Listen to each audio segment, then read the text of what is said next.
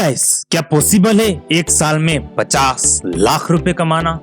जी हाँ, इसी चीज को टेस्ट करने के लिए मैंने ले लिया एक चैलेंज, एक साल में घर लेने का, जिसकी मिनिमम कॉस्टिंग होने वाली 25 लाख रुपए, लेकिन और मैक्सिमम 50 लाख रुपए। लेकिन और अगर आगे गया तो और भी सोच लेंगे, लेकिन अभी 50 लाख का हमारा टारगेट है कि एक साल में हमें कमाने हैं 50 लाख रुपए, क्योंकि ये पॉसिबल जॉब से तो बिल्कुल भी नहीं हो सकता।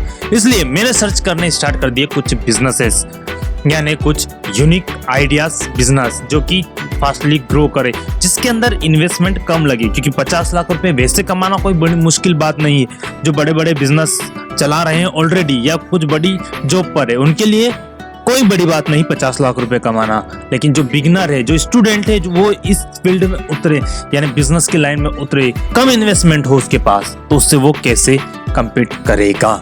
इसलिए मैंने लिया एक चैलेंज कि मैं खुद सारे प्रॉब्लम को फेस करके दिखाऊंगा कि एक साल में क्या 50 लाख रुपए कमाना कितना आसान है या कितना मुश्किल है। तो इसके लिए मैंने सर्च करना स्टार्ट कर दिया कुछ बिजनेस, जिसको मैं सर्च करने लग गया इंडिया मार्ट जैसी वेबसाइट और कुछ फॉरेनर वेबसाइट के थ्रू, और सबसे मेन चीज यूट्यूब एक सबसे बड़ा प्लेटफॉर्म है जहां पर हम बहुत सारी चीजें सर्च कर सकते हैं। तो मैंने सर्च करना स्टार्ट कर दिया यूट्यूब पर बहुत सारे बिजनेस, लेकिन यहाँ पर मुझे जो इन्फॉर्मेशन मिली, क्या वो सारी सच थी या झूठ? तो उसके लिए मैंने YouTube पर सर्च करना स्टार्ट किया। तो YouTube पर कुछ लोग बता रहे थे कि 7,000 रुपए में और 3,000 रुपए में और 2,000 रुपए में बिजनेस स्टार्ट हो जाता है और आप लाखों रुपए कमा सकते हो। क्या ये सारी बातें सच हैं? तो इसी में से मैंने पिक किया एक बिजनेस।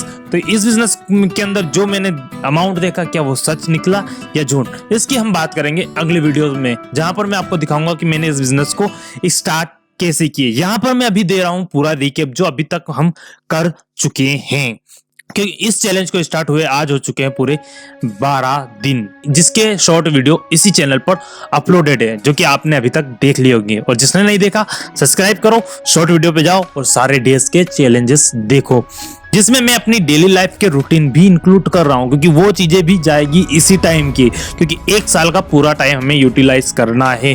तो मैं क्या क्या कर रहा हूं, सारी चीजें आपको उसके अंदर देखने को मिलेगी। मैंने सर्च किया बिजनेस और कर दिया इन्वेस्ट, लेकिन बाद में हमारे साथ हुआ कुछ ऐसा कि जो बिजनेस हमने स्टार्ट किया था उसके अंदर इतना प्रॉफिटेबल नहीं था। हमने इन्वेस्ट कर दिए थे करीबन 21,000 रुपए, जिसके अंदर हमने कमाए सिर्फ 10,000 रुपए, यानी कि जो हमने लगाया था उसका आधा ही अभी रिकवर हुआ था। प्रॉफिट की तो बात ही छोड़ दो।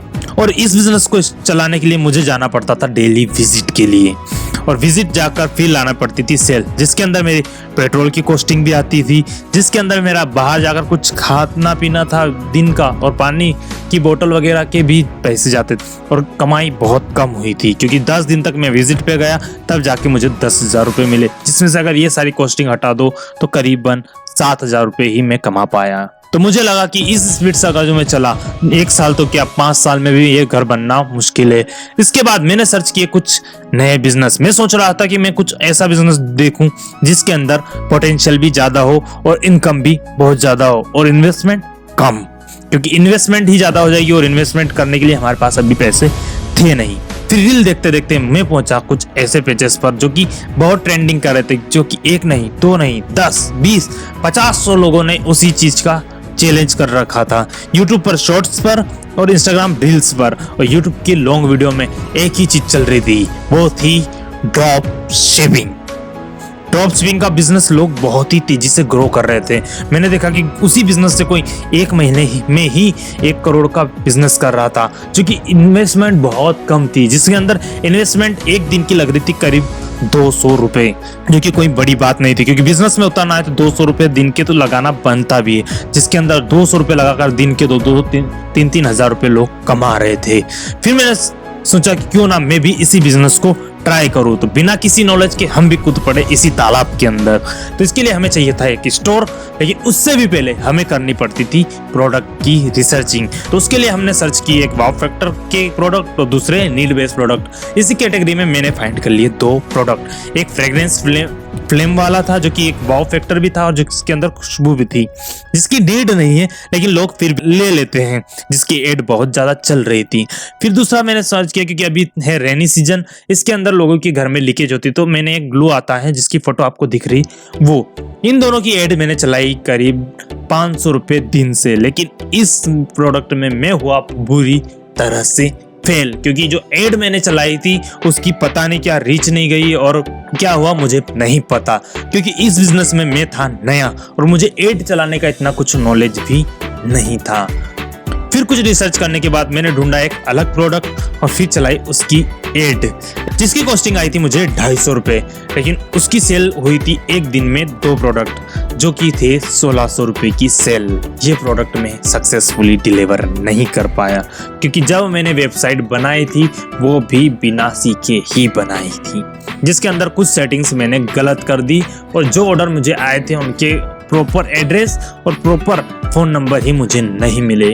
और यहाँ पर आकर मैं हो गया था पूरी तरह से डिसअपॉइंटेड, क्योंकि यहाँ इस स्पीड से अगर जो मैं चला तो बिजनेस तो दूर की बात, मैं अपने जो पैसे वो भी गवा बैठूंगा। तो फिर मैंने सोचा कि क्यों ना मैं इसी बिजनेस को सीखूं।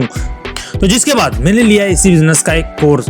फिर इस कोर्स को मैंने करना शुरू किया फॉलो, और आज इस कोर्स का तीसरा, और यहाँ पर आकर मैं सीख चुका था प्रोडक्ट रिसर्च करना और अपने स्टोर को डिजाइन करना।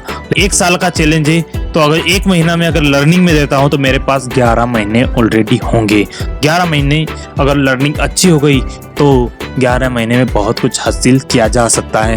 तो अगली वीडियो में मैं बताऊंगा कि आप कैसे का बिजनेस स्टार्ट कर सकते हो, मैंने कैसे किया और उसमें क्या क्या सच्चाई आपके सामने आएगी, क्योंकि जो आप YouTube पर देखते हो, जो प्राइसिंग वहां पर बताई जाती है वो किस हद तक सही है, क्या वो पूरा बिजनेस मॉडल सही है या फिर नहीं, आपको क्या क्या परेशानियां आ सकती है उस बिजनेस मॉडल को अगर शुरू करो तो, और कितना आपके पास इन्वेस्टमेंट होना चाहिए उस बिजनेस को स्टार्ट करने के लिए। तो आप मिलते हैं जल्दी नए वीडियो के साथ, तो प्लीज सब्सक्राइब।